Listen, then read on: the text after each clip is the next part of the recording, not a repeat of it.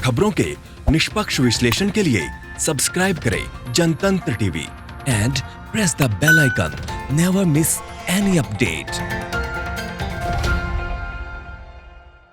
मध्य प्रदेश के गुना में किसान के साथ पुलिस की बर्बरता के मुद्दे पर सियासी तापमान बढ़ने लगा है। जहां कांग्रेस बीजेपी पर हमलावर है, तो वहीं बीजेपी की तरफ से भी कांग्रेस पर पलटवार का दौर जारी है। इसके साथ ही सोशल मीडिया पर लोगों ने शिवराज सरकार के खिलाफ मुहिम छेड़ दी है। लेकिन सवाल यह है कि गरीबों का शोषण कब थमेगा? क्या कानून के रखवालों को कानून तोड़ने की आजादी है? रिपोर्ट देखिए।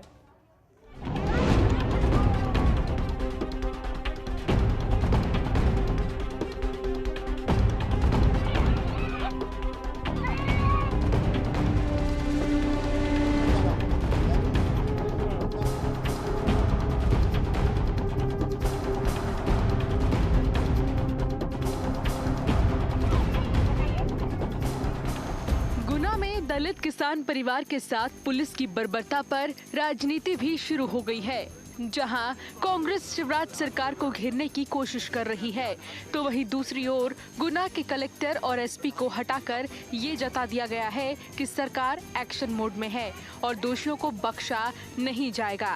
राहुल गांधी जी की जब सरकार थी मध्य प्रदेश में, तो प्रीपेड व्यवस्था से अधिकारी पोस्ट होते थे, और जब वो प्रीपेड अधिकारी रहते थे तब ऐसी दिक्कत आती थी। यहाँ तो घटना की जानकारी आते ही कलेक्टर, एसपी, आईजी सारे बदल दिए। मध्य प्रदेश है या कानून का राज है, पुलिस कानून का पालन कराएगी और नहीं हो पाएगा तो जेल भेज देगी। हालांकि मध्य प्रदेश के पूर्व सीएम कमलनाथ ने किसानों के साथ बर्बरता पर शिवराज सरकार को जमकर घेरा और बीजेपी के राज को जंगल राज तक बता दिया। बड़ी दुख की बात है कि मध्य प्रदेश की पहचान दलितों पर अत्याचार से आज होने लगा है। जो घटना घटी है बहुत ही दुखदायी है, और ये सरकार जो बोली की सरकार है, सौदे की सरकार है, इस सरकार को इसकी चिंता नहीं है। घोषणाएं केवल घोषणा करी थी कि किसी गरीब से कोई जमीन का कब्जा लिया नहीं जाएगा, पर किसी नाम पर बड़े बड़े लोगों की सुरक्षा के लिए ये सब किया जा रहा है। ये इस सरकार का सही चेहरा सामने आ रहा है। इतना ही नहीं, कांग्रेस नेता राहुल गांधी ने भी सरकार पर जमकर हमला किया और शिवराज सरकार को जमकर लताड़ लगाते हुए ट्वीट भी किया कि हमारी लड़ाई इसी सोच और अन्याय के खिलाफ है। गुना में इतना कुछ हो गया, लेकिन महाराज यानी कि सिंधिया साहब महज ट्वीट खेलते रहे।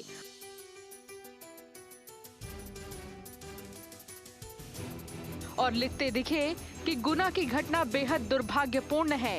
इस संबंध में मैंने मुख्यमंत्री शिवराज सिंह चौहान से चर्चा कर ऐसे असंवेदनशील और दोषी अधिकारियों पर कड़ी कार्रवाई करने का अनुरोध किया है। सवाल ये है कि क्या पार्टी बदलने के बाद किसानों के लिए महाराज का दर्द भी कम हो गया है? बीजेपी में शामिल होने के बाद वो किसानों के लिए आवाज क्यों नहीं उठा रहे हैं? उधर पीड़ित परिवार की मदद के लिए अब नेताओं की फौज जुटने लगी है। आर्थिक मदद देने के सहारे हर कोई सियासी नफा नुकसान तलाशने में जुटा है। हालांकि पीड़ित और परेशान परिवार आप बीती सुनाते नहीं थकते, क्योंकि गुना प्रशासन ने उसे ऐसा दर्द दिया है जिसे भरने में काफी वक्त लगेगा। जनता पार्टी के नेता और मुख्यमंत्री ये कहते हैं कि हम न्याय करेंगे, लेकिन न्याय की जो पहली सीढ़ी है एफआईआर दर्ज होना, वो नहीं किया जा रहा है। उस किसान परिवार को इतना मजबूर कर दिया गया कि वो जहर पीने पर बाध्य हो गया। तो ये पूरे प्रदेश में जो अराजकता का माहौल है, उसके खिलाफ कांग्रेस पार्टी दलितों के साथ, पीड़ितों के साथ खड़ी है। और हम लोग आज यहाँ पर इसीलिए आए हैं ताकि उनकी आवाज़ कांग्रेस पार्टी बनके सामने आए और उस आवाज़ को हम लोग आगे बढ़ाएंगे। इसमें ना तो हम किसी राजनीतिक तरीके की बात कर रहे हैं, लेकिन जिस प्रकार से भारतीय जनता पार्टी के नेताओं के द्वारा उन दोषियों को बचाने के लिए जांच के आदेश दिए जा रहे हैं। तुम जहाँ से टीम काम बांधो और जाओ, जहाँ से जाके रह रहे हो, सरकार की है जमीन तो गई।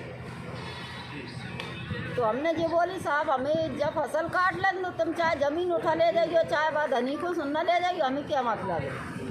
कम से कम 150 अधिकारी और पुलिस थी पूरी। क्या हुआ था फिर ये पापा उन्होंने ये बोली, आज जोर के बोली थी कि ना ये फसल काटने नहीं दो, अभी जो करना है बाद में करने ना, 2 महीने बाद काट के।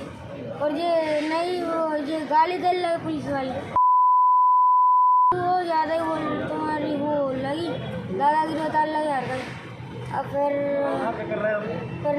चाचा में भी दी थी और फिर पापा उनने गुस्से में आन के वो दवाई को डब्बा खोल के और पी ली थी मम्मी पापा ने, इसलिए फिर चाचा और बोलने लगे मरन दो सामने को, तहसीलदार भी बोलने लगा और फिर चाचा को भी मारा था उनने और मम्मी का ब्लाउज भी फटाया था वो मैडम ने।